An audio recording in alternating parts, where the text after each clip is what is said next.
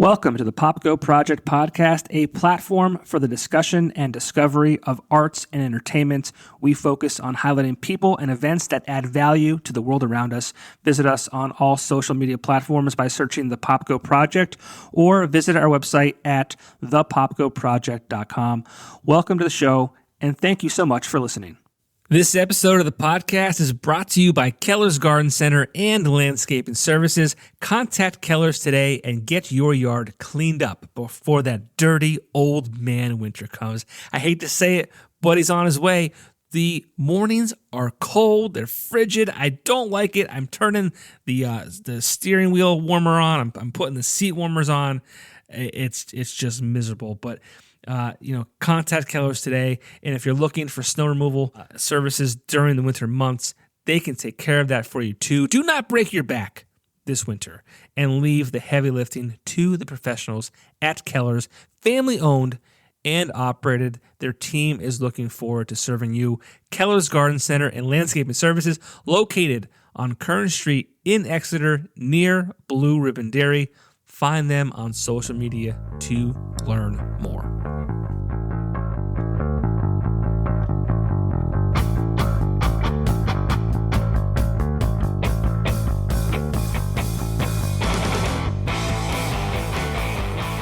Welcome to the show, gentlemen. Hey, thank you for having us. Hello. Yeah, thanks for being here. Barry Giants.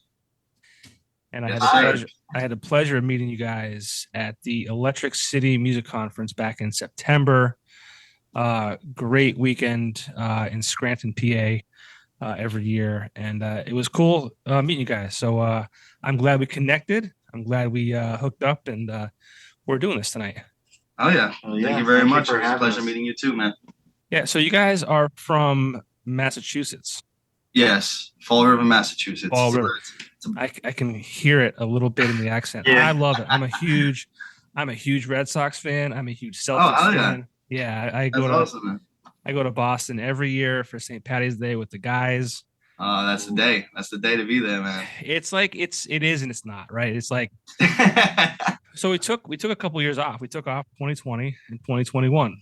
And we were back this year, and I don't know if it's that I'm getting older or if, just people are like just out in full force now. It was also, I think, St. Patty's Day fell on the weekend. So I think a little bit of the combination of everything just made it like, I remember going out to the hotel and going down the street and just seeing lines upon lines waiting for the bars to get in the bars. And I'm like, I'm not doing this. It's definitely chaos. Even to go for like a sports game. Like I went to go see the Celtics in game 1 and against the Brooklyn Nets, and it was absolutely crazy. All the bars you couldn't get in. It was nuts. I actually got into an online altercation with one of my favorite bars, Sullivan's Tap. Okay. You got into an altercation with them. Yeah, so it was funny. Like we take a bus into town, and we're there once a year. It's not the greatest bar. It kind of smells like pee. It sounds like a bar around here. Yeah. I mean, we love it. Like it's one of our favorite bars. It has the Hot Shot basketball. It's a huge long bar. It spans like the width of a block basically. But, we take a bus. So we had been drinking on the way to Boston from Scranton. So it's about, with the stops and things like that, it's probably a good 6 hours. But we weren't like out of control. And we got to the bar and we wanted to come in. And they're like, there's no one in there, by the way. And we get to the door and they're like, you can only come in if you have a ticket stub to a Bruins game. And I'm like, shit, like I don't like. We're from out of town. We didn't go to the game. Like we're here for like 1 weekend only. Like this sucks. So there's two sides. There's two entrances to that bar. So we went around the block and then went in the back. Yeah. And so we got in that way. And the guy at the door on the other side saw us come in, and he ran across the bar and said, "You guys got to go." It was real bad. And then like. I made a comment. They posted on Facebook saying like, all are welcome. Come to Sullivan's Tap. I'm like, oh yeah, unless you don't have a fucking ticket. And, so they kept going back and forth with me. I have the screenshots because I was fucking pissed. That's kind of messed up, though. It is. I know the thing is, there's nobody in the bar. Like I'm not even joking. Like I wouldn't exaggerate. Okay, maybe there's 2 people, but like it wasn't like crowded. It wasn't like they had to like moderate the crowd, so to speak. I don't know. It was very disappointing. I had the screenshots somewhere. I should have. You can only come in if you spend $200 on a Bruins ticket. Yeah. But I just saw the Cheers Boston sign you got back there. Yeah. What else? Anything else, Boston? From my travels to no. But one of my favorite cities. If it wasn't so goddamn cold, I'd probably try and move there. Yeah, fair enough. Yeah, what was it, 30 degrees today? Yeah, it was freezing today. A point. It's getting cold. Oh, that was this morning. I've been up since 5 a.m. So it was cold here too. It was probably 34 here this morning. Yeah. So not far off. But yeah, it's one of my favorite cities. It was a bummer missing those last 2 years, but I've never been to a Celtics game yet at the TD Garden. I love it, man. Yeah. Yeah, I've seen them play the Sixers because I'm able to, get there easier. But yeah, what a ride though! This last year, man, it's finals. I thought they had it, but yeah, I was devastated, man. I work at a barbershop, and like sports that's the conversation at the barbershop. You know what I mean? And everyone's coming in, and after we lost that game 2 or whatever. Mm-hmm. And everyone's like, oh, they're looking terrible. And I'm like, no, you got to have more faith. That's it. We got it. We're the better team. And we just didn't have an answer, man. We just didn't have an answer to the 3-point shooters that were on Golden State. And turning the ball over. Yeah, and Tatum didn't have great games. Yeah. Steph Curry, man, it's crazy to watch. He just throws the ball in the air and it goes in. I don't know how it happens. Dude, he's a bailout. He's like, if you're ever in a situation where you feel like a bucket's impossible or the defense is so locked down, just give it to Curry and he's gonna just make the shot. Yes. He's gonna throw it in the air and it's gonna go in. Are you a Red Sox fan too? I'm not that big into baseball. I consider myself a Red Sox fan, but I do tune in during the playoffs typically. Yeah, bummer for this year. Yeah. We'll see what happens. We had a lot of great years as of recently. Yeah, it's kind of tough over here, even with the Patriots and everything like that. You realize how spoiled everyone over here is with winning. Yeah. you have a season where 2 seasons where you do somewhat decent, and that's not good enough. You know what I mean? So. I mean, last year for me, the Red Sox beat the Yankees to get into, I think it was a wild card game, so they advanced to the playoffs. That was my World Series. I didn't even care how far the Red Sox got after that. I'm good. They beat the Yankees. That's all that's enough for me. Oh yeah. But how far are you guys from the city? Without traffic, 45 minutes. Oh, but there's always traffic. But with traffic, it's what, an hour and 40? Yeah. Yeah. Sweet. Once you get to those tunnels in Boston, it's kind of everything's backed up. That's why it's great to ride a bus. You don't even know. Yeah. It's they got the trains, and they're building trains into the city that we live, so we'll be able to get down there a little easier. That's sweet. But I love Boston. I go there, pretty often anyways. So I was just there a couple weeks ago. Yeah. My girlfriend and I celebrated our anniversary, and her favorite comedian, Dan Cummins, was at Laugh Boston. And we got there in record time because it was at 8 and it was a Friday. So I just went right. I was I've never done this before. So that's how short it is. Yeah. It's really not bad. It's not. I mean, I would take where you were at. If I was that far from Boston, the city, that'd be perfect for me. I don't even care if it took an hour 40 to get there. Yeah. No one's really familiar with Fall River though. It's this old industrial town. Yeah, it's a mill town. It was a mill town. But I don't know. Most people when you say Fall River, they don't know it. But I don't know if you're familiar with Lizzie Borden or whatever. Yeah. She's the most famous person in Fall River, I guess. And she was a murderer. Yeah, and she's a murderer. So there you go. It was a she? It's a she. Yeah. It was, what's her name? Lizzie Borden. What's the rhyme for it? They have a nursery song for it. Something wax or something. Lizzie Borden had an axe. She gave her father 40 whacks. When she realized what she'd done, she gave her stepmom 41. I've never heard of a female murderer. That's very rare. The 1800s or something, right? Yeah, they got the house. Yeah, the house is like a house that went down in. It's like a breakfast. Yeah, it's like a diner. Like yeah. No, it's a bed and breakfast. Yeah, bed and breakfast. Yeah. That's what it is. Yeah, you can go there and soak in all the Fall River history. Yeah, all the repressed. So would you say Fall River is like a blue collar town? Definitely, very much so. Yeah. So, and you're a hardcore band. Yes. I mean, have you been in Fall River for your entire lives, or? I've born and raised in Fall River my whole life. Okay. My family actually immigrated from Portugal, and I was the first generation born here. Really? He's a little different. I'm from across the river. Yeah, so there's a river that divides Fall River and Somerset. Yeah. So he lives right. I was a country boy. Yeah. I could skip a rock to his house. Yeah. Nice. But I actually just recently moved to Fall River, so soaking it all in. Yeah. You know.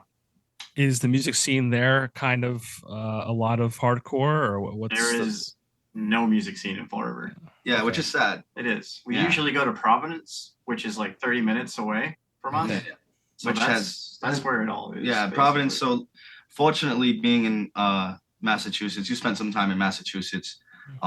Everything's really like, we complain about our drives, but like when you go anywhere else in the States, you know what I mean? Like an hour drive is if you go into Walmart or something like that, you know? Right. But we're never too far away from a major city and stuff like that. No. So Fall River is actually really close to like, you know, Connecticut, Hartford, Connecticut, where there's a decent hardcore scene. It's close to New Hampshire. It's close to Boston. It's close to Providence, Rhode Island. Yeah. All areas where they have like a nest egg of hardcore. And don't get me wrong, like, I don't know, probably when metalcore was really big, New Bedford had a really happening scene at that point in time, which is New Bedford's like our neighboring city. It's a little bit away, but it's like a 15-minute drive. Yeah. And so that's kind of what really threw me into it. You know what I mean? It was just like, well, my plan is we have a lot of VFWs around here. So we gotta convince at least one person to let me throw hardcore shows. It's a shame. I know a lot of people from Fall River who love hardcore music, who love to get down. I think but they don't really cater to it here, you know. Like all of it's like. The funny thing is though, a lot of the bands that are like bring really big crowds in Providence are from Fall River. Yeah, Fall River bands. Yeah. And nobody's thought to be like, hey, what if I just throw a VFW show? Because that would be insane. It'd be absolutely insane. It's amazing the crowds that, you know, hardcore shows have. We actually just had a hardcore show here in Wilkes-Barre, PA, which is about 20 minutes from Scranton, where you guys were. I believe you guys played the V Spot, right? Yeah. Yeah. Awesome venue. Yeah. I love that place. Vinny and Frank, the owners, are great people, huge supporters of the scene. I want to share with you. You'll appreciate this. I'm going to see if I can. I can see it. Yeah. All right, I'm going to try and get there.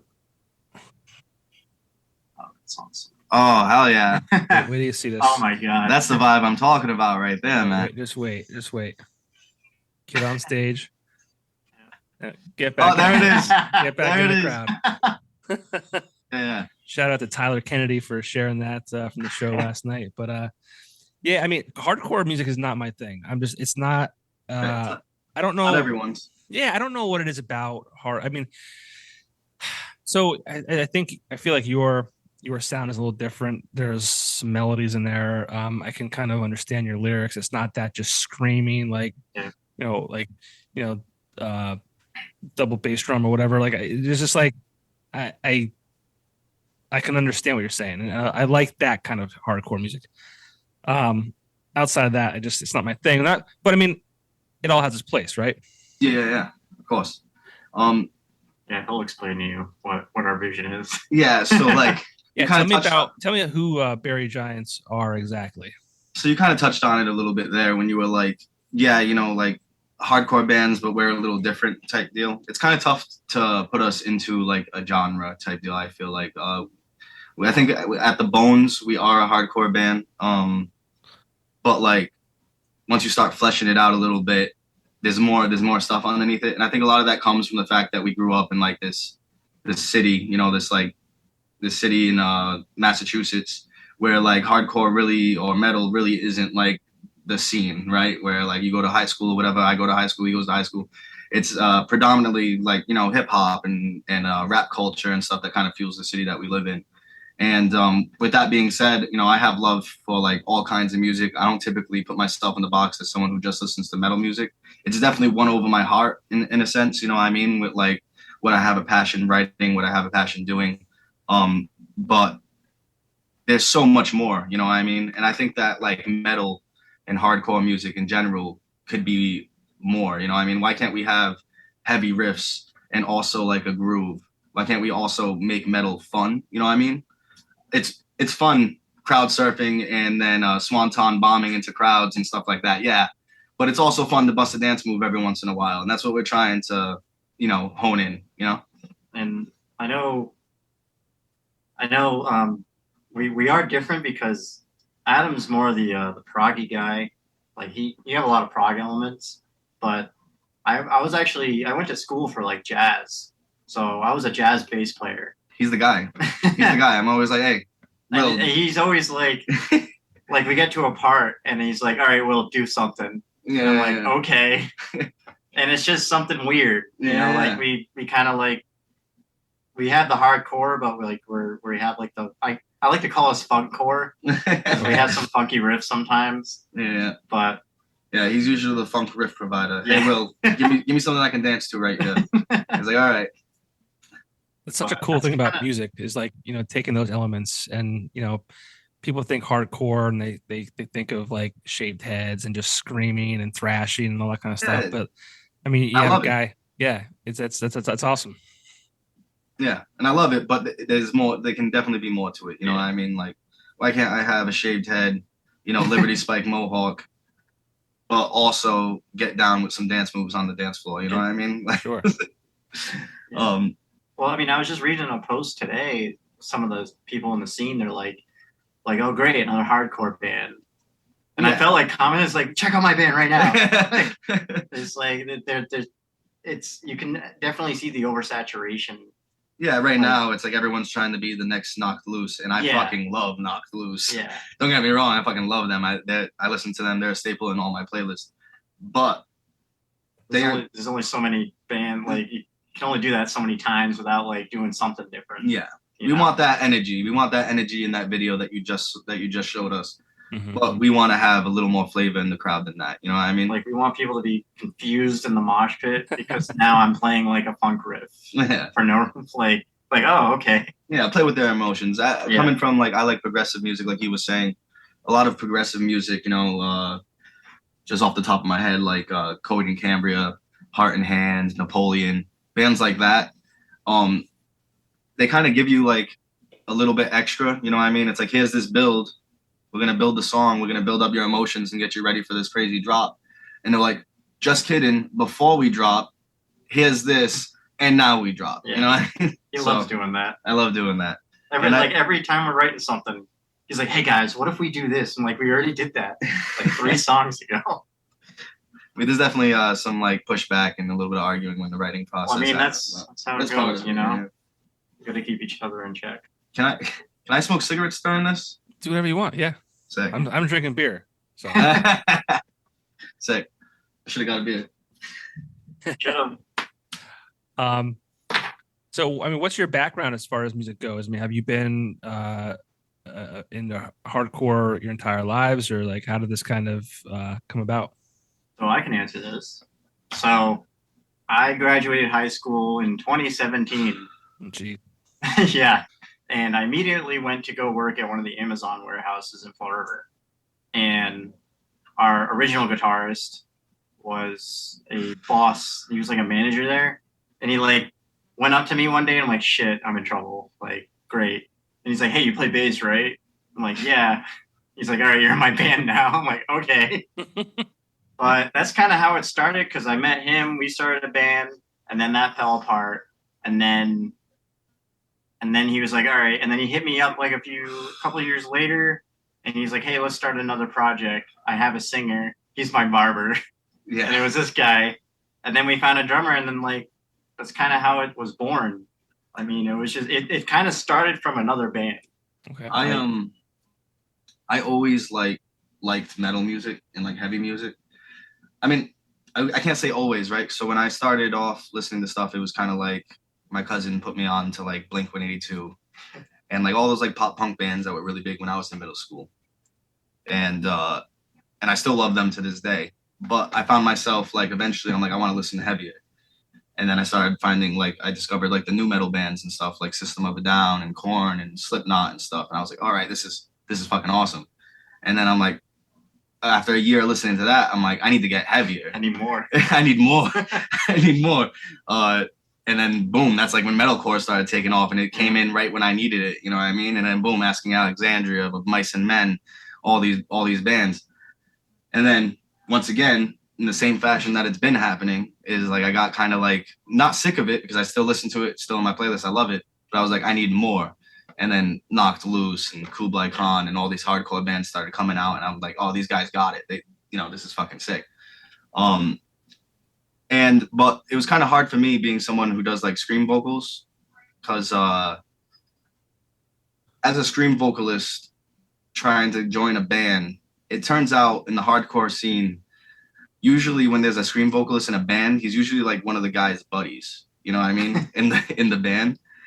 And unfortunately, like when you tell someone like, hey man, I scream into a mic real good, they're like, yeah, that's cool, dude.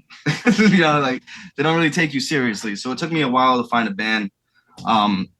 Eventually I found one. I was in this like little project, and then that fell through because one of the members moved to California, and he was like the main riff writer and stuff. So things kind of fell apart. And then one day, now I'm interlapping with his story. I cut hair, and this dude walked in, and I do appointments only. I've been doing it for like 7 years now. So I got a nice clientele, but it was perfect because I had somebody who didn't show up to their appointment. It was meant to be. It was meant to be. He walked in, and I was like, you want a haircut? I can take you. You know what I mean? But don't get used to it because I'm appointments only, dude. I'm appointments only. I'll make an exception for you though. But you can get a vibe when someone's like musically inclined or like artistic and stuff like that. So he sat down in the chair, and I was like, hey, you play music? You play guitar or something like that or whatever? And he was like, yeah, I play guitar. I was like, sick. What kind of music you listen to? And he's like, oh, Beartooth. He's listen out Devil Wears Prada, a bunch of these like metalcore bands and stuff. I'm like, oh, sick. You want to make a band? And he was like, yeah, you know what I mean? So then it all hey. What? You already had me. He did tell me that he was like, yeah, I actually already have a bassist. Don't exclude that. He's like, I already have a bassist. So then boom, it happened. And that's how we kind of like started out. Yeah.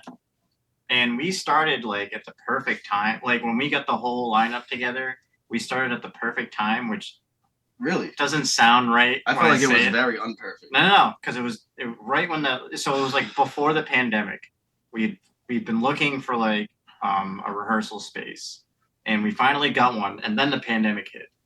And then we were like just making music with no pressure to do anything, like go play shows or start social media or anything. So like we kind of like just we're on the grind making music. Yeah, right. Through the whole pandemic. So in that sense, it was good because typically, like at least my experience especially with the last band I was in, it's just we need to get this music done as quick as possible so we can get out there and start fucking kicking people and moshing and going off. You know, like we really like. But we weren't able to. Yeah, we weren't able to. Take our time with so we just sat down with the music. Yeah. And so yeah, I guess it was very unperfect, but yeah.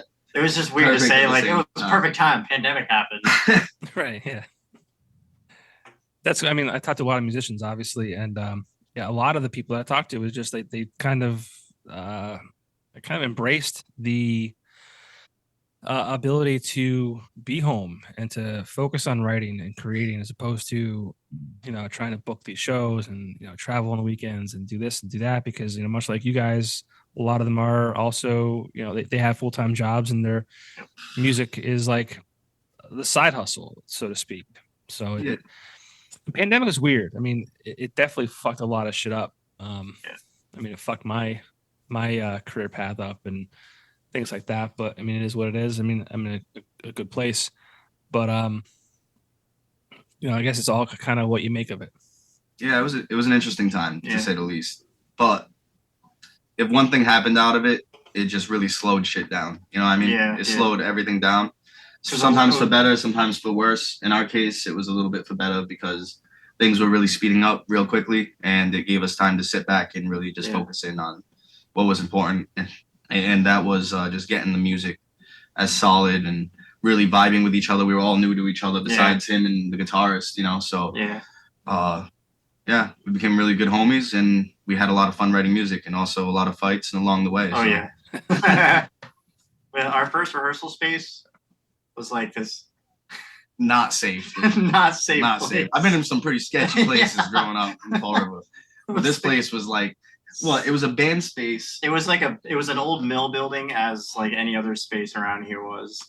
But it was like, I'm pretty sure, so like it was like an L, and like you would leave it, and I'm pretty sure the other side of the mill was just a crack house. Yeah.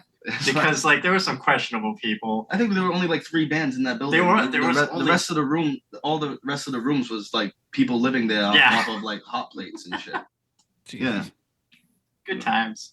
They got none of our equipment got stolen. I know. I was like, we left our stuff there. We're in a much better place now. That's good. I failed to get your names. I'm Adam. I'm Will. Yeah, I do the vocals and I play the bass. He plays the bass. Very cool. And Will, I met you. I met you at the. Yeah, you met me. Yeah. Officially, yeah. I was walking around. I showed up. I had to drive up because during that time we were in between drummers. We finally found a full-time drummer, but I had to drive the drummer we had subbing in for us the day of the show. So we took that 5-hour drive, and then we got to the spot. We ate pizza real quick, and we went right to do the show. And like the drummer has like the worst headache. Yeah. Too. It was terrible. How were you received in Scranton, Pennsylvania? So when we played, we were the openers, and there weren't a lot of people there.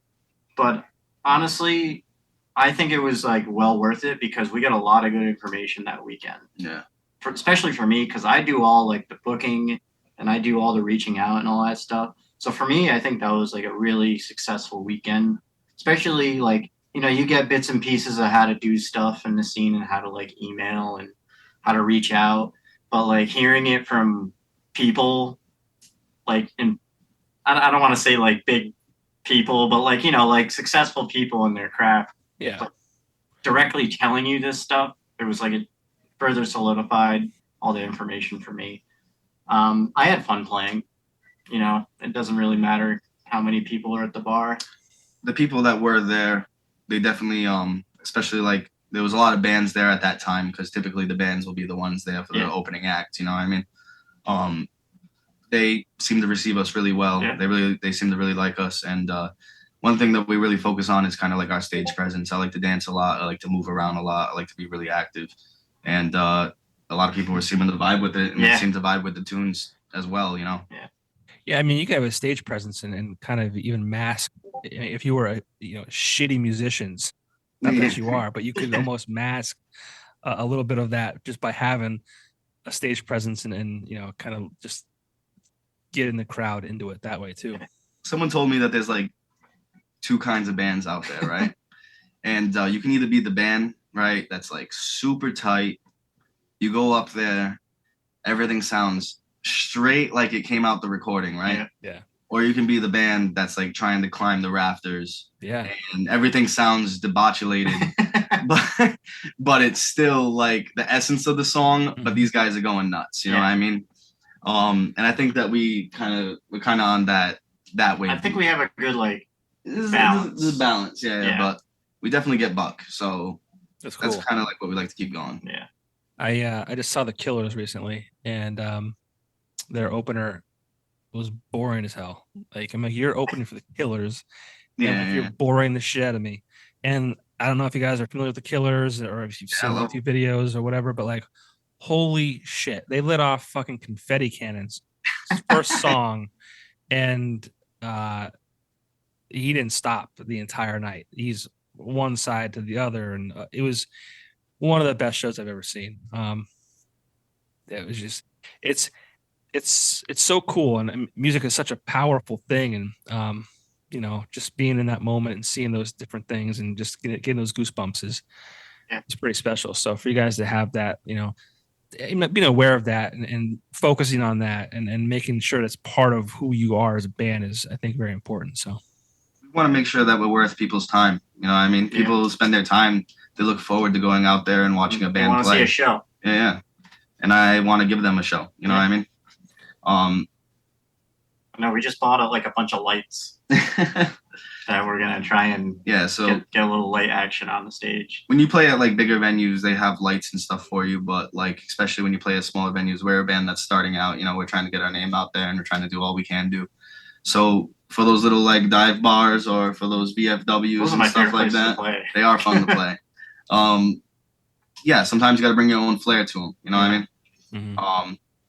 One thing that really stuck with me was I went to go see. I've seen a lot of bands live because obviously I'm a lover of music, And there's one band that I went to go see. There's actually a venue around New England over here where that a lot of people like. It's called the Palladium in Worcester, Massachusetts, and they have this. They have this upstairs. They have the upstairs and they have the downstairs. I've seen a bunch of bands in like the stadium that they have downstairs, but the upstairs has always been the best shows for me. It's like this hallway. It's like this hallway with like a balcony. And the balcony you can only hold like two people. Like it's two people wide. And you this packed like sardines. And I went to go see Enter Shikari.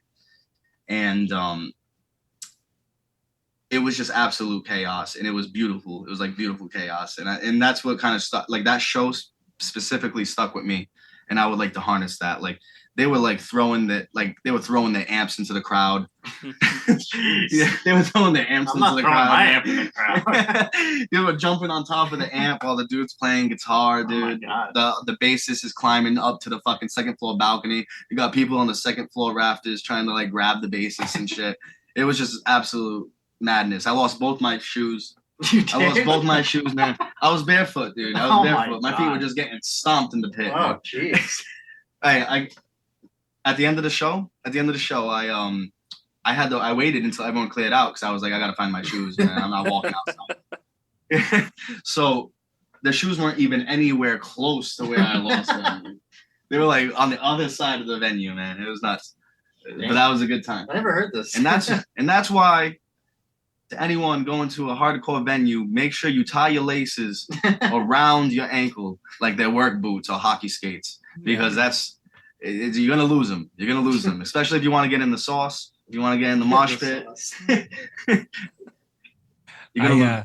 I crowd surfed for the first and last time at a fucking at a Blink 182 show. It was like 2003 or 04. I forget exactly what year it was. Oh, that must have been awesome, though. What I had sandals on. Oh no! So I went up and I'm thinking like, I'm gonna get pushed to the front, and then I'll just hang out up front, and I'll watch the show from like front row.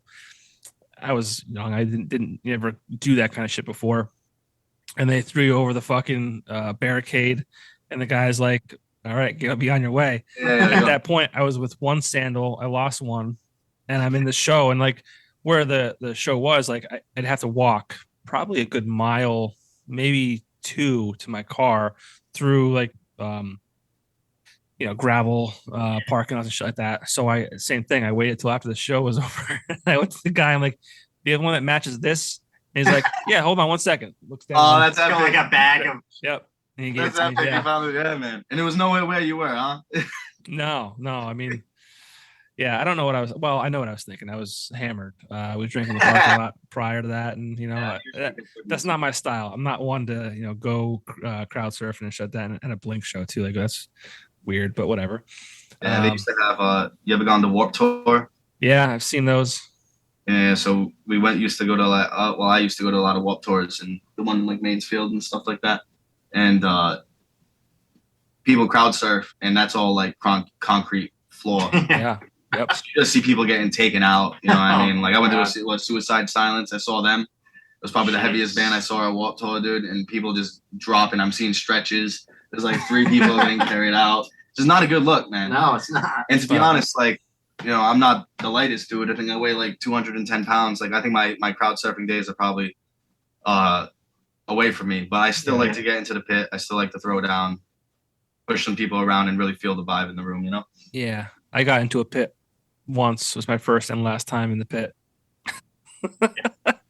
I got fucking thrown around. I woke up the next day and I felt like a fucking truck hit me. And I was limping around. I mean, my hip was just destroyed. It can get brutal in That there. happens, Well, yeah. Well, again, I mean, I was, fueled by Miller Lite, and I just wanted to do it. And back then, I was probably 155, 160 pounds. No, I'm not, nothing big. I'm much heavier now these days, but yeah. So I was just getting thrown around. It was not a smart thing to do, but.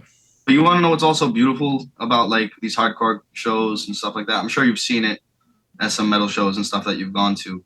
There's obviously the atmosphere is very hectic and there's a lot of chaos. But then like somebody like this guy loses his glasses. Oh my God. And you see and you see everyone make a circle around him, to see if he can find it in the immediate area. Yeah. Like people also understand that they're all there to have a good time. Yeah. Right. And that's super cool. Yeah, I definitely noticed that. Even if you do fall, someone's picking you up to get you back in on there. your feet, bud. Yeah. Get back in there. Hit the first person you see. Yeah. There's definitely like this like a family and this thing about hardcore and Wilkes-Barre, PA. I mean, I don't know if we're known for our hardcore scene, but kind of. I mean, I'm trying to think of some band names that have come out of here, but like we had like an Albatross was big out of here. One Step Closer is from this area. It seems that like just a lot of hardcore bands come out of here, which is cool. Yeah, that's awesome. We feel the same way about Massachusetts. Like, the Brockton scene has a lot of like straight edge hardcore or like that straight ahead, like it's hardcore to the bones. And then Providence has more metalcore actually, from what I've noticed. Yeah, a couple bands that like big bands that came out of here that I thought was really cool was like Ice Nine Kills. They're from cool. They're from Boston, Massachusetts, I believe. Yeah, they're like I think they're from Dudley or something. They're from Massachusetts. Yeah, they're from Mass. They're from Boston.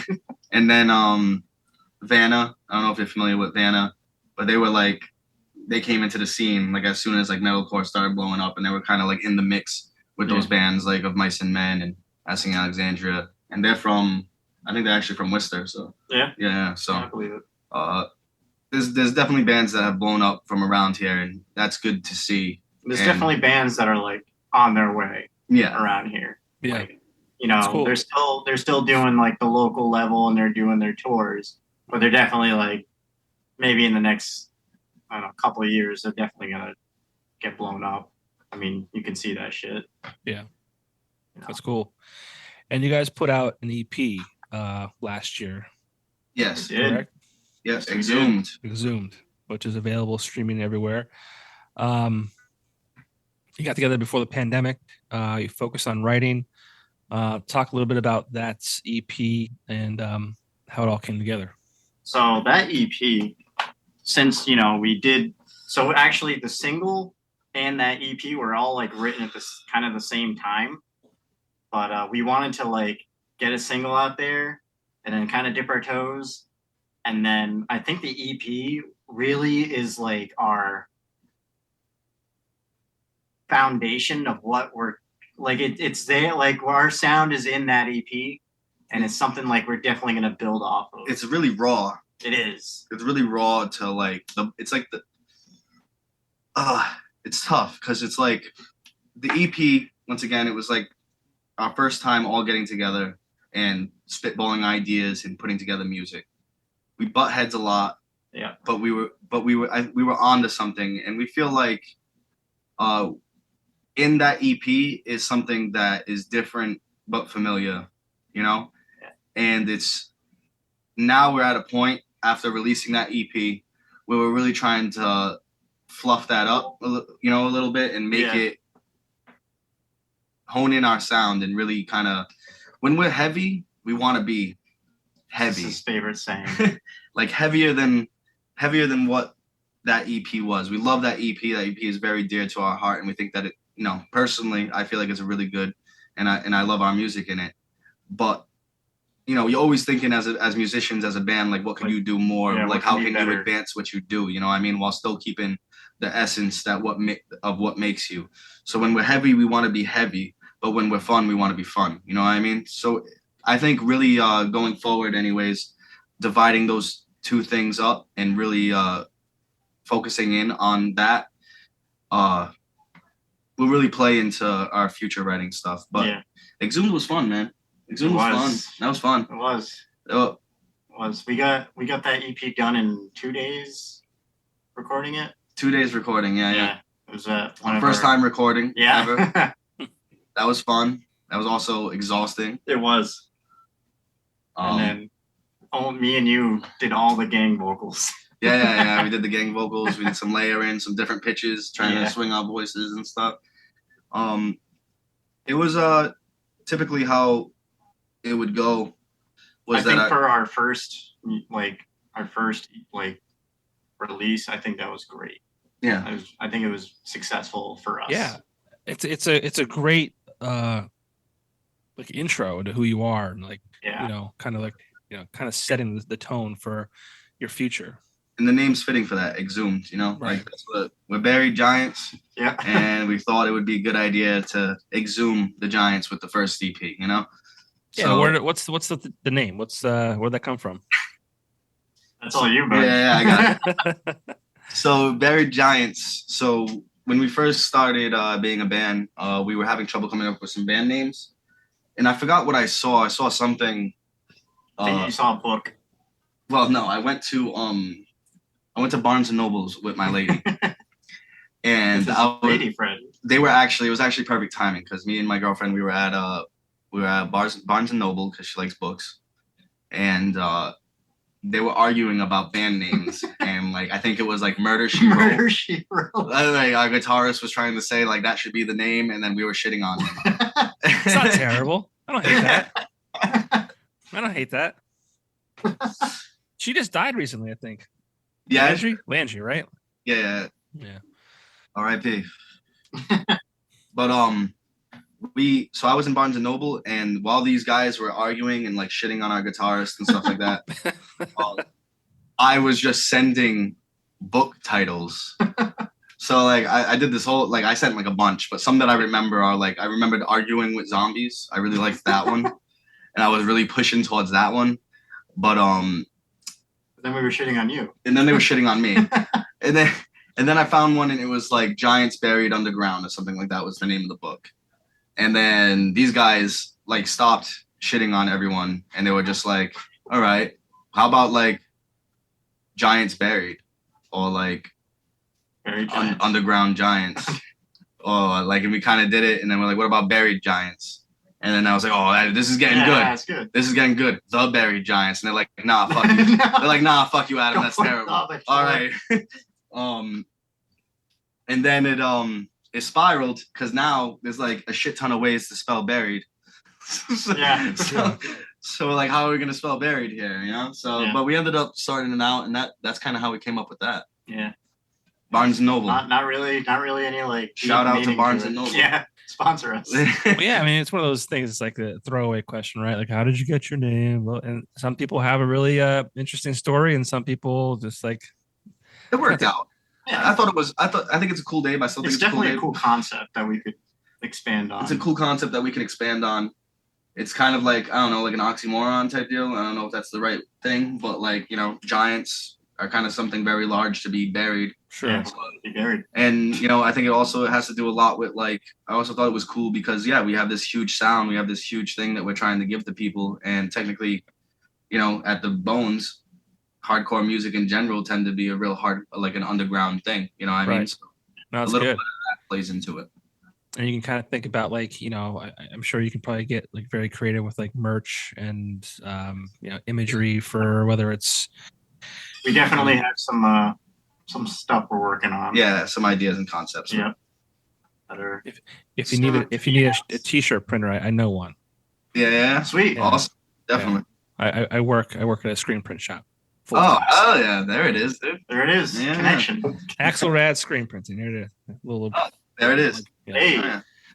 Yeah, we print for like Breaking Benjamin. We print for Cold, Tiger's Jaw. Yeah, but enough of the free plugs for work. Yeah. But yeah, I mean, like it's important to always think about, like, because sometimes people are just like, oh, the name sounds cool, but they don't think about the fact that, like, well, how are we going to market this, and how are we going to do the merch or album covers or whatever it might be. So it's like, you probably heard a lot about that at the conference about kind of being marketable and being able to promote yourself in different ways and things like that, which none of us was familiar with prior. These were it's what's interesting is we like started this band and like none of us were like ever in any other bands that did anything, so we were all like really new of like how to go about this professionally. I guess is what it comes down to is like I was always good at like planning stuff, so I was like, I'll just do the booking and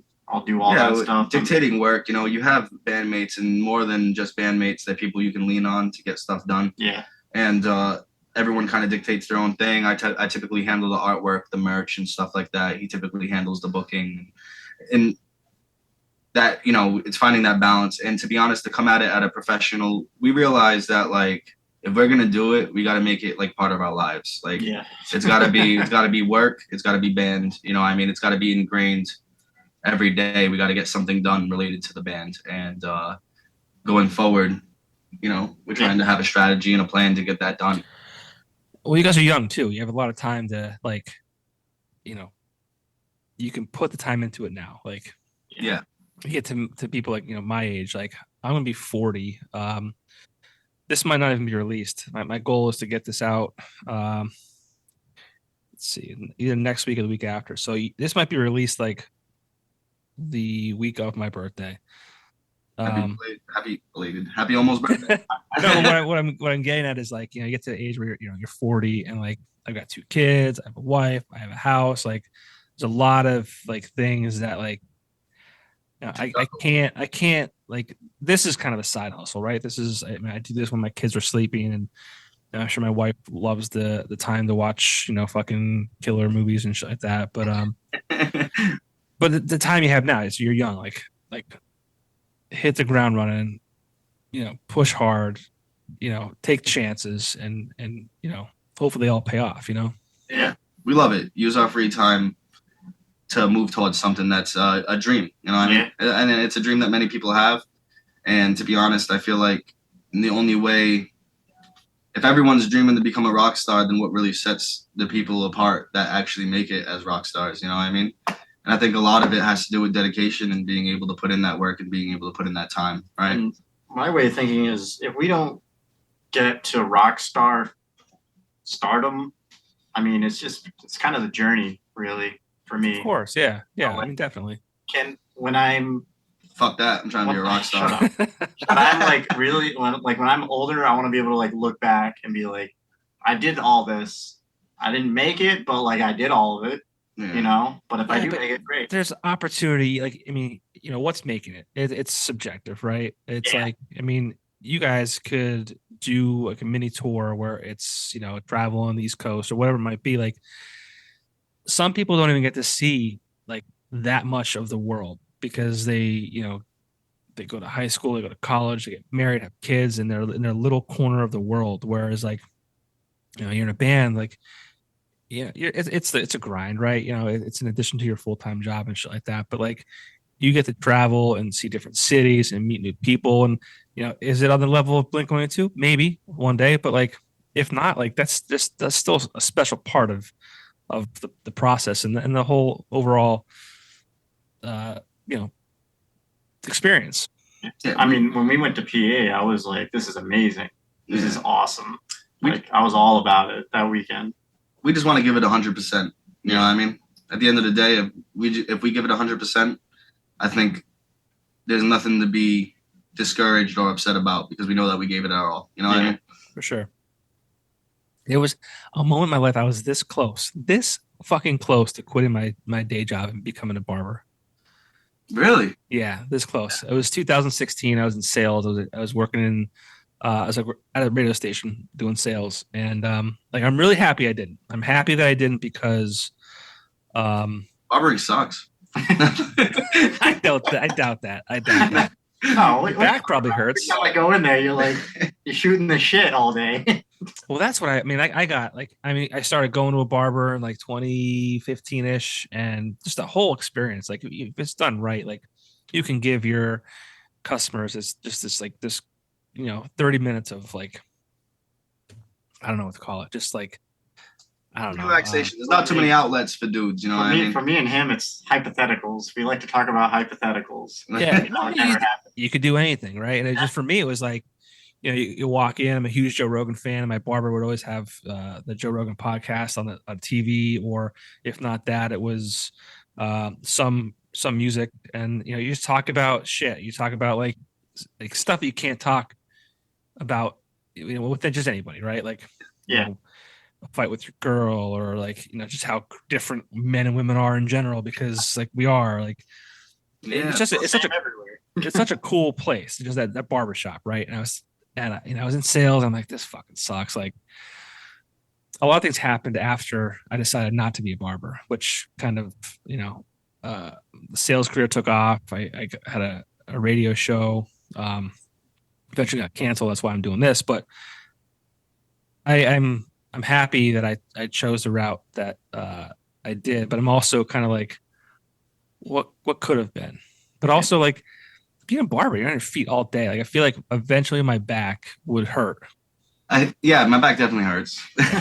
No, I've been doing it for 7 years, and so I kind of fell into it. I was kind of like, typically how barbers start off, and I'm sure you've heard the story, is like, you're cutting all your buddies in the basement. They're coming over.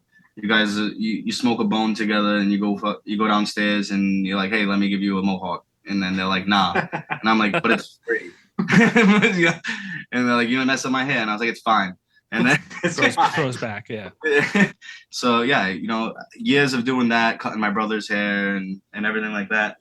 So eventually, I ended up, I went to college for a little bit, and I went to the barber shop, and I was bitching to my barber. He's been my barber since I was like 13, about how shitty school is, and like, we joke about it to this day in the shop, because I now work with him, and he's like, come on, man, you're not cut out for school. Thanks for being honest. Yeah. Why don't you just go to barber school? I'll give you a chair. And I'm like, all right. So here we are today. So, but ultimately, I love cutting hair, but I still, music is the goal for me. It's always been the goal for me. Yeah. Ever since school. I feel like, every barber that was working in the shop that I went to, or I go to rather, they were all musicians too. Like, and that's what I was worried about too. I'm like, I don't know if I could be a barber, because I'm very like anal, and I'm very like, I want things to be perfect. And I feel like if I saw a line that wasn't the way I wanted it to be, I would try and like go after it and just completely fuck it up. But I was also worried, like, I'm like, what if I'm not good at it? Like, I'm not an artist. Like, I used to draw when I was younger, but like, I felt like there's this like creative bone in people's bodies, like, musicians and artists and things like that. You kind of have to have. And I was like, I don't know if I have that. Like, I have people skills. I can talk to people. That's maybe good. I should stick with the sales game, yeah, a lot of it comes from like, you got to be able to dive into it. You got to be able to like, I was definitely like, I'm kind of like same boat as you. Like, I used to draw when I was younger. I was pretty good compared to like other people in art class. Yeah. You know what I mean? I wasn't like this crazy artist, but I definitely I've always been more on the artsy side with music, playing guitar, screaming into the mic, singing, all that stuff. And then I feel like, but also you touched on like, punctual, like really trying to make sure things come out perfect, being anal. You know what I mean? Like, yeah, you might fuck up a fade trying to chase a line, but after you do it once, you won't fuck it up again, because now you know what not to do. You know what I mean? And you just attack it that way. You keep building upon your repertoire of skills. You know. Your hair is cool as shit, man. Thanks, dude. Whoever did that, that's awesome. I actually cut it up myself. Did you really? Yeah, that's fucking awesome. Yeah. Because we had the photo shoot 2 days ago. Oh, yeah. But my boy, the other guy I cut hair with, he wasn't able to get me in. So I was like, all right, dude, fuck you. I actually went to cut my hair during the pandemic. and I was just going to shave it all off, right? But I did the sides, went around. I'm like, wow, it's actually not too bad. Yeah, there it is. And I let it go, but yeah, I don't It's know. It'll be one of those things like, when I'm, 80, God willing, I lived that long. I'll be like, what if I went and became a barber? Where would my life have gone? You would have crushed it, dude. I don't know. Maybe. I don't know. You'd be doing podcasts about being a barber. That'd be sweet. I always think that's a great idea. That is a good idea. Have a podcast in a barbershop. A bobcast? But I don't know. Well, no. So LeBron. So before LeBron James, I forget what his show's called. Shit. The Shop, I think it might be called. Yeah, I've heard about it. Yeah, it's basically they just hang out in a barbershop setting and they talk about whatever. And I'm like, I'm sure I wasn't the first person to have this idea, but like I wanted to do that, years and years ago before that even came out. Just because like the stuff that happens and that's talked about in barbershops, it's just a lot of fun. It's a safe place for us dudes. I don't feel like we get very much too many outlets. Wow. We don't. But I'm lucky. And it's another thing too. It's like, well, who wants to like record that and have it put out there? It's a safe space. It's that's where we go to be men and fart and talk about tits and shit. Talk about Vegas. Yeah, exactly. So you just had a photo shoot, you said? Yes, dude. Yeah. So did those photos come back? I'm going to need a photo of the band so I can put a promo up when I release this. Yeah, we can definitely send one your way. Yeah, sweet, awesome. Like a horizontal one. Yeah. I'll shoot you. Actually, I'll do it right now while we're talking. But I'll shoot you an example of, an example of what I've needed for. I guess you could say. Yeah, we just did a photo. The photo shoot was for our single. We have a single release coming out. It's called Seppuku. Oh, we're announcing it. I mean, we don't have a set. You just did. Yeah, I guess so. I mean, we don't have a set date for it. We're working on it right now. Yeah, we're just getting all of our. We're getting all of our eggs in the basket. And eggs in a row. I wanted to say for some reason. Ducks in a row. Eggs in one basket. Ducks in a row. Yeah, we're getting our ducks on eggs or something. Ducks on eggs. That's what it is. So we're getting everything ready, and then we'll have a set date, but it will be soon, and we're really happy with it. So. Yeah, for sure. And there's pictures, so there's some fast pictures we got. So you're all in. What's next for Buried Giants? What's next? What we're gonna do next year is we're gonna go strictly DIY all next year. I'm gonna book shows for us. Because when we went to PA, that they basically just told us like just do DIY because all the door money will get split evenly to the bands, and then obviously we'll keep all merch. You don't got to worry about promoters not promoting you properly. Yeah, you promote yourselves. Yeah, you get it done. You fill up the room. And you're in charge of making sure everyone has a good time. You know what I mean? And I think there's something to be said, especially for bands starting out. And especially at this point in time right now, it's definitely a great time to do DIY because just like state of the scene, it's just better to go that route right now for us because it's just I don't want to say anything like bad, but we're writing and we're trying, like I said, we're trying to hone in our sound. Yeah, we want to really dial in on what makes us us. I feel like doing the same thing that everyone else does never made anyone famous, right? So we're trying to bring people something familiar but different, and I think with our next stuff that we're gonna be having the show is really gonna shine on that aspect. You know what I mean? It's like, hey, we're heavy, but also this. You know what I mean? So you can also fucking dance. Yeah. We definitely made a lot of good friends. You know. I think this year was more of like, okay, figuring out how to do things, and I think next year we're gonna be like, all right, we're gonna hit the ground running. We're gonna do it, do it the right way. Well, the EP is great. It's called Exhumed. It's on all the streaming services. Check that out. And I'm excited to see what you guys do next. Thank you very much, man. It was one of those things. It was like, when you came up to me and approached me, and then check out my band. It's we're hardcore. I'm like, fuck. Like, Like I don't know. It's not my thing, right? But like also like I mean, my job isn't to like, what do you call it? What's the word? Discriminate. This is about music, and it would be ignorant of me to not at least talk about these different genres, right? Yeah. But I was like, so when I listened to it, I'm like, fuck yeah, this is good. Let's let's definitely talk. Oh yeah, dude. I appreciate you. that, man. That means a lot. Where can people find you on social media? You can find us on Instagram at Buried Giants MA, and then Facebook Buried Giants. We're also on TikTok now. Yeah, we're on TikTok. How's that going? That is, I'm still trying to figure that out. Actually, TikTok's tough. It is. I mean, it's really not tough, but it is tough. I think how simple it is what makes it difficult. I think what I'm trying to figure out right now is just finding when to post, like a specific time during the day, for me. Where we'll get our best. I just don't know because I'll post a video at like 2 p.m. one day and we'll get like 50 views, and then the next day I'll post at 2 p.m. and then we'll get like 700.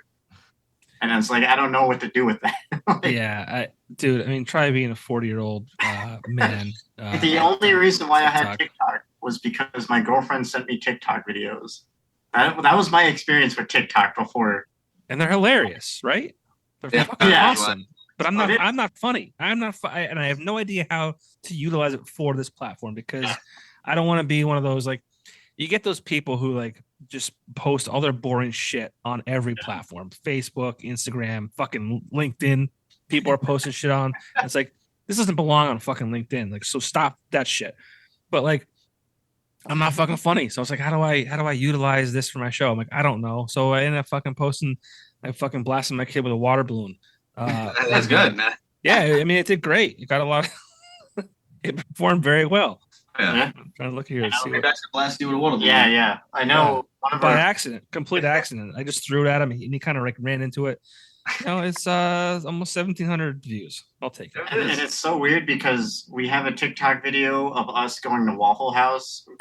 So the weekend we went to PA, all we did for breakfast was went to Waffle House. And we made a video. It's like, hey, we're at Waffle House, and that's it. And I got like 900 views. and then I actually put time into a video that got like 90. I'm like, I don't get this. Yo, one of your videos is 666. Oh, that's I'm gonna watch it right now. Hopefully it'll bump it up. I hope it's the nipple. Okay. We'll chuck up the horns for that one, man. Get that out of there. Yeah, that's cool. Yeah, I don't know. TikTok it's a young man's game. Yeah, it is. We're trying to juggle it. That's one thing. Another thing in PA that they really kind of stressed to us was get on the TikTok wave. So we're gonna try our best. Yeah, I wish I was a female in these times because I would sign up for OnlyFans tomorrow. I would be on OnlyFans tomorrow. Yeah, I mean, it's never been easier for a woman to make money. He's had an OnlyFans. So. I did have one. Yes. What did you do? I played bass naked. Yeah? Did you make any money? I got like $5. Oh, man. There's got to be something. You're gonna post like every day. There's got to be something men can do. Yeah. There's got to be some kind of like niche. Tell him. I'm totally supportive of his OnlyFans career. Dude, I say it's even better for the band. Go on OnlyFans. I said all the time, bass, dick. Yeah. Just like, oh man. I was like, you know what? Fuck it. I'm gonna do it. So I did it. That's awesome. Yeah. $5. Okay. Out there on the front lines, man, you know? Anything for the band. I wish. You know, I would definitely show my butthole for thousands of dollars. Me too. Like, this girl is showing their fucking feet and shit, or selling their underwear. It's like, what the fuck? They're selling like their bathwater for hundreds of dollars. Nobody wants to see your feet. I know, right? Stick to the base. And, There's idiot guys spending money on farts in a bottle. What the fuck are we doing? Bathwater. What the fuck? Yeah. Or like some guy bought a Twitch streamer like a PS5.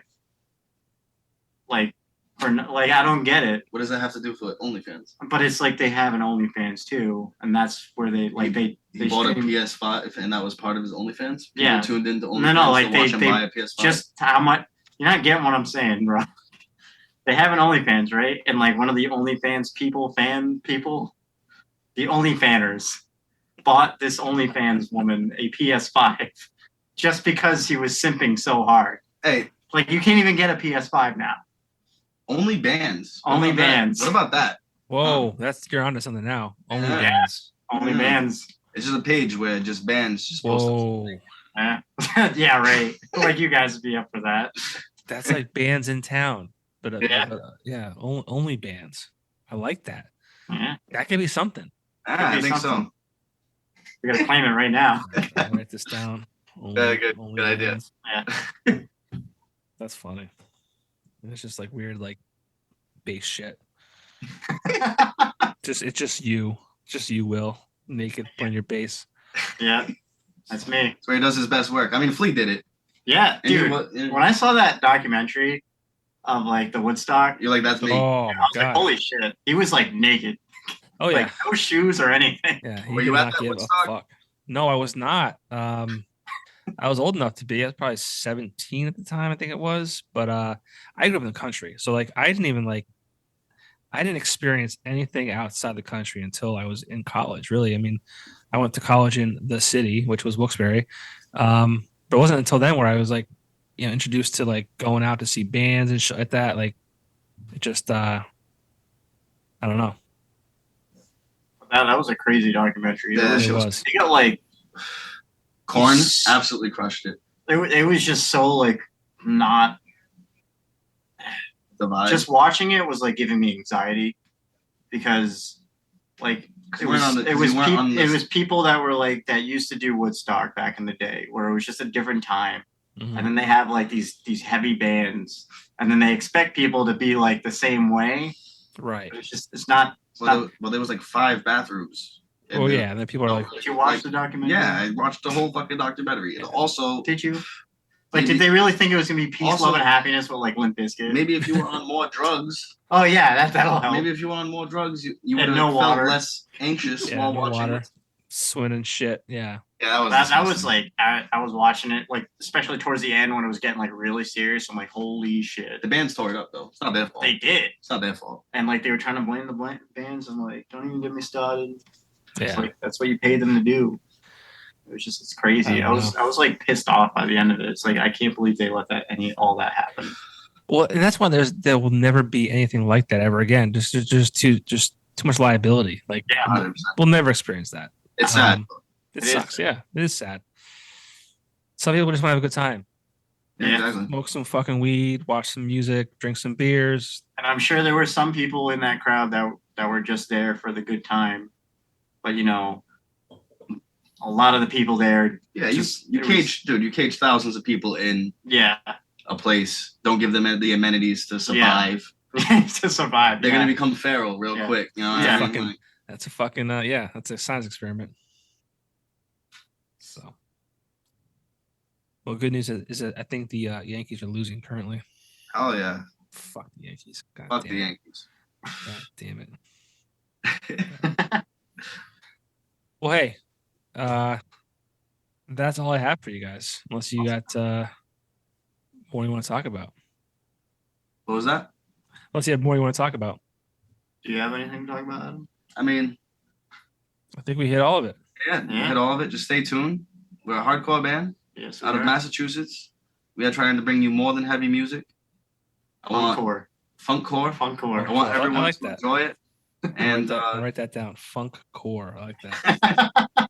Thank you very much for having us. Yeah, man. Thank you so much. Thanks for reaching out. It was a pleasure meeting you guys at the conference. That was my first time kind of moderating a panel. I didn't know what to expect. I didn't really know when I should interject and when I shouldn't, and it was kind of weird for me. But it was cool just to kind of hear the people, like you said, who've been doing it for 20 plus years and who've experienced the wins and losses and it's weird. The world's a weird place in that what worked 5 years ago doesn't necessarily work now. You have to be on the TikTok and like all that kind of shit. It sucks. Like it's always changing. The minute that you figure something out, it's like, okay, well that's fucking archaic now. Like now what? It really sucked because I had just gotten down Instagram like really, like I just really figured out how to utilize Instagram. And then we went to PA and he's like, you need to get on TikTok right now. I'm like, great. Now I need to figure out TikTok. And it's just like, it's just constantly learning things, It's hard. Yeah. It's a full-time job. I mean, I'm kind of on my phone running our social media while I'm like cutting metal at work. Very safe. That's dangerous. Very safe. Dangerous. I will say that it's dangerous. I hope your HR department does not watch this. I don't. Yeah. Buried Giants coming to a venue near you. Hopefully. Hopefully. Soon. So. I hope so too. You definitely have to come back to Scranton. Definitely. Dude, I'll hit you up when we're coming back to Boston. Maybe you'll meet us out. Oh, yeah. Go catch a game. Yeah, we go to a bar. JJ Donovan's, is that in Quincy Market? I think. Yeah, I think that's right around there. I think so. Fucking the bartender. I mean, I've been going since 2007, and he's been there since I've been going. So probably even before that. Same miserable fucking guy, but it's awesome. I love it. The homie, dude. I love it. I love it. One of my favorite cities in the world for sure. Oh yeah, man. Yeah. Boston loves. Oh yeah. I'm the representative, apparently. Yeah, are you? It's actually really funny. One more thing I want to say. Sure. When we were at PA, and I was telling people where we were, like where we came from. Were we the only band that traveled that far for the? I think so. I didn't really see any other Massachusetts bands. How did you guys even get there? We drove. Oh no! Not how did you get there, literally, but like how did you hear about the conference? Like sent us, like he was like, "You need to do this." Well, he was like, "Hey," it was kind of like a, "Hey, you should sign up for this." Yeah, but it was kind of like, "Sign up for this, or else we're kicking you off." No, we didn't. He didn't say that. But he kind of like just kind of threw it on the table, and that was, oh man, I think it was like the beginning of the year, I think. And I signed us up for it, and then I never heard anything, and I totally forgot about it. And then we got hit up on our Instagram, and like, oh yeah, we're ready. And we locked in. So we locked into it, and it wasn't a bad drive. Pennsylvania is beautiful. It's not a bad drive. It reminded me of New Hampshire. It's beautiful. Yeah, it reminds me of New Hampshire. I was like, the drummer he you know how you were saying he had a headache. Hey, you booked us in the mountains. He got at an Airbnb. he got elevation sickness. He got elevation. PA? Yeah. Get the fuck out of here. Yeah. You got elevation sickness. Well, I mean, like, so we left. Well, don't let him go to fucking Colorado. Yeah, my little caravan. We left like later. We left at like 4 because our guitarist got out of work at like 3. So like we got there at like 12, and it was like we're like going through these winding roads because the Airbnb was like in this. It was like this cabin campground place. I wish I remembered the name of the mountains that we stood at. It was like this. It was kind of like a community. It was like summer homes, I guess you could say, kind of. Poconos? I don't know. I think that's what it was called. Lake Ariel. Oh yeah, that's near. Yeah, that's out there. Yeah, over there. That's where you stayed. Yeah. That's where that was probably what, like. It was like 40, a 30-minute drive. Okay, I was gonna say 45 minutes from where you guys were playing. It wasn't bad. It was beautiful. No, it wasn't a bad drive. Yeah, I mean, I go camping out there every year with the guys, and by camping I mean like we pitch a tent and drink a lot of beer. Yeah, that's camping, right? Cornhole. No, horseshoes, camping. We drink a lot of beer, can jam. Can jam's the shit. Most underappreciated backyard game of all time. But we got there and it was like pitch black, and like the deer are not afraid of people at all. No. I was like surprised. It was crazy. People that go there, like, oh, let's feed the deer. Oh yeah, that's what it is. But okay, well, thank you very much for having us, though, man. Yeah, hopefully I'll see you guys at the conference next year. Yeah, and obviously, keep me posted with what you guys have going on, new music, all that kind of fun stuff. Yeah. Yes, of course, brother. Thank you very much, guys. Be sure to check out Buried Giants EP on all the streaming services called Exhumed, and we'll look forward to seeing new stuff from you guys very soon. Thank you very much, man. All right, Thank you. Thanks. Take it easy. Later.